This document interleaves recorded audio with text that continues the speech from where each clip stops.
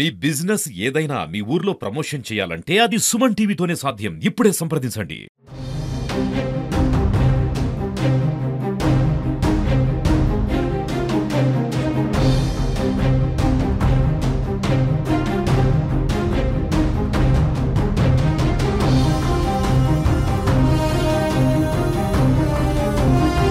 ఈరోజు దేశవ్యాప్తంగా కేంద్ర ప్రభుత్వం తీసుకొచ్చినటువంటి బడ్జెట్ను వ్యతిరేకిస్తూ వామపక్షాల ఆధ్వర్యంలో నిరసన కార్యక్రమాలు చేయాలని పిలిపివ్వడం జరిగింది. భద్రాద్రి కొత్తగూడెం జిల్లాలో జిల్లా వ్యాప్తంగా ఈరోజు నిరసన కార్యక్రమాలు జరుగుతూ ఉన్నాయి. ఈ నెల 2వ తారీఖున కేంద్ర ఆర్థిక శాఖ మంత్రి నిర్మలా సీతారామన్ గారు 8వ బడ్జెట్ ప్రవేశపెట్టారు. బడ్జెట్ ప్రవేశపెడుతూ దేశమంటే మట్టి కాబోయే దేశమంటే మనుషులే అని చెప్పేసి ఒక సూక్తితో తన బడ్జెట్ ప్రసంగాన్ని ప్రారంభం చేశారు. కానీ ఆమె చెప్పినట్టు ఈ మనుషులందరికీ అంటే ఈ మనుషులు అంటే 140 కోట్ల మంది ప్రజల్లో ఇన్కమ్ ట్యాక్స్ పేయర్స్ గా ఉన్నటువంటి 20 కోట్ల మంది ప్రజలు పోను మిగతా 120 కోట్ల మంది ప్రజలకి దాంట్లో దళితులు ఉన్నారు, గిరిజనులు ఉన్నారు, బీసీలు ఉన్నారు, ఎంబీసీలు ఉన్నారు, మైనార్టీలు ఉన్నారు, కార్మికులు ఉన్నారు, కర్షక వర్గం ఉంది, రైతాంగం ఉంది, మహిళలు ఉన్నారు, పేదలు ఉన్నారు. ఈ మొత్తం ప్రజలు కలిస్తేనే 120 కోట్ల మంది ప్రజలు. ఈ ప్రజలందరికీ లాభం చేకూర్చే విధంగా ఈ బడ్జెట్ ఉంటుందని చెప్పేసి ఆశించాం. కానీ మొత్తం బడ్జెట్ ప్రసంగం చూసినా, బడ్జెట్ కాపీలు చూసినా కార్పొరేట్ శక్తులకి ఊడిగం చేసే పద్ధతిలో ఈ బడ్జెట్ ఉంది. కార్పొరేట్ శక్తులకి రాయితీలు ఇచ్చే విధంగా ఈ బడ్జెట్ ఉంది. ప్రభుత్వ రంగ సంస్థల్ని ప్రైవేటు వ్యక్తులకి అమ్మేసే విధంగా ఈ బడ్జెట్ ఉంది. అలాగే వాళ్ళ గ్రామీణ ప్రాంతాల్లో అంతో కొంత ఏదో రకంగా వాళ్ళకి ఉపాధి లభించేటువంటి గ్రామీణ ఉపాధి హామీ జాతీయ పథకం ఏదైతే ఉందో ఆ పథకానికి నిధుల్ని తగ్గిస్తూ ఆ పథకాన్ని నీరుగార్చి భవిష్యత్తులో పథకాన్ని రద్దు చేసేటువంటి ఒక సిగ్నల్స్ ఇచ్చే విధంగా ఈ బడ్జెట్ ఉంది. అందుకని ఈ బడ్జెట్ ని ఇవాళ సిపిఎం వామపక్షాలు తీవ్రంగా వ్యతిరేకిస్తున్నాయి. ఈ బడ్జెట్ లో కేటాయింపులు వెంటనే సవరింపులు చేయాలి. మార్చిలో జరిగేటువంటి 2వ దశ పార్లమెంట్ బడ్జెట్ సమావేశాల్లో కేటాయింపుల్లో సవరణ చేయాల్సినటువంటి అవసరం ఉంది. కార్మిక రంగంలో 29 కార్మిక చట్టాలని యథావిధిగా అమలు చేయాలి. 4 లేబర్ కోడ్లు రద్దు చేయాలి. గ్రామీణ ఉపాధి హామీ పథకానికి ఇవాళ నిధులు పెంచాలి. పట్టణ ప్రాంతాలకు విస్తరింపజేయాలి.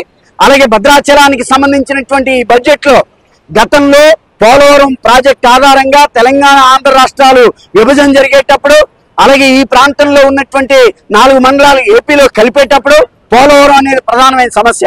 ఆ పోలవరం ఎత్తు తగ్గించాలి, ప్రాజెక్టు ఎత్తు తగ్గించి కట్టాలి అని సిపిఎం అనేక పోరాటాలు నిర్వహించింది.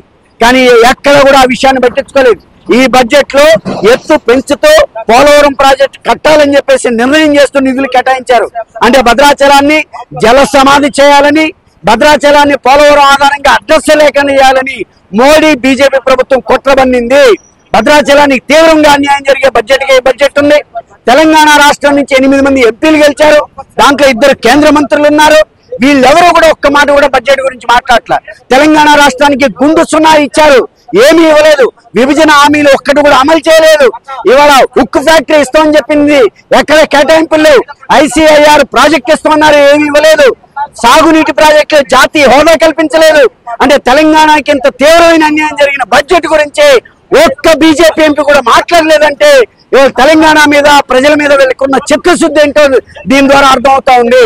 అందుకని ఈ బడ్జెట్ లో మేము డిమాండ్ చేస్తున్న ఈ మొత్తం సమస్యల్ని పరిష్కారం చేసి సవరణ చేసి ప్రజలకు ఉపయోగపడే బడ్జెట్ గా మార్పు చేయాలి.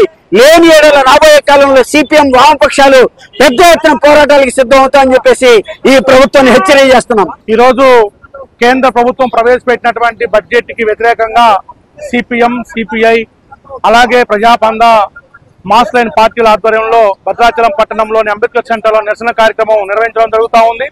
ప్రధానంగా కేంద్ర ప్రభుత్వం ప్రవేశపెట్టిన ఈ బడ్జెట్ లో కార్మికులకి, రైతాంగానికి, పేద ప్రజలకి వ్యతిరేకమైనటువంటి బడ్జెట్ గా ఇది ఉంది.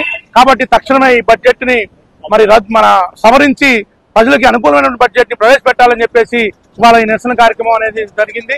కాబట్టి ఈ నిరసన కార్యక్రమంలో పాల్గొన్న ప్రజలందరూ కూడా ప్రత్యేకంగా ధన్యవాదాలు తెలియజేస్తూ రాబోయే కాలంలో ఈ బడ్జెట్ కి వ్యతిరేకంగా జరిగేటువంటి ప్రజా పోరాటాల్లో, ఉద్యమాల్లో భాగస్వాములు కావాల్సిందిగా కోరుతా ఉన్నాం. నా పేరు కెచ్చల కల్పన, సిపిఐఎంఎల్ మాస్ లైన్ జిల్లా నాయకురాల్ని. ఇవాళ మోడీ ప్రభుత్వం ప్రవేశపెట్టినటువంటి బడ్జెట్ పేదలకి, వ్యవసాయ కార్మికులకి, రైతులకి, అందరికీ కూడా విద్యార్థులకి, మహిళలకి అన్యాయం చేసేటటువంటి బడ్జెట్ ఇది. ఈ బడ్జెట్ అంబానీ, ఆదాని వాళ్ళకి ఉపయోగం కానీ పేద ప్రజలకు ఉపయోగం కాదు. ఈ బడ్జెట్ ని వెనక తీసుకోపోతే పోలవరాన్ని కూడా ఇవాళ భద్రాచలాన్ని పోలవరంలో ముంచే విధంగా ఉంది. ఇవాళ కోనవరం కానివ్వండి, అటు ఆంధ్ర ప్రాంతానికి పోతే వాళ్ళందరూ కూడా గగ్గోలు పెడుతున్నారు. ఇవాళ మమ్మల్ని ముంచుతున్నారు. మాకు ప్యాకేజీ లేదు, భూములకు లేదు, ఇళ్లకు లేదు, మా మనుషులకు కూడా 18 సంవత్సరాలు నిండిన వాళ్ళకి ప్యాకేజీ లేదు.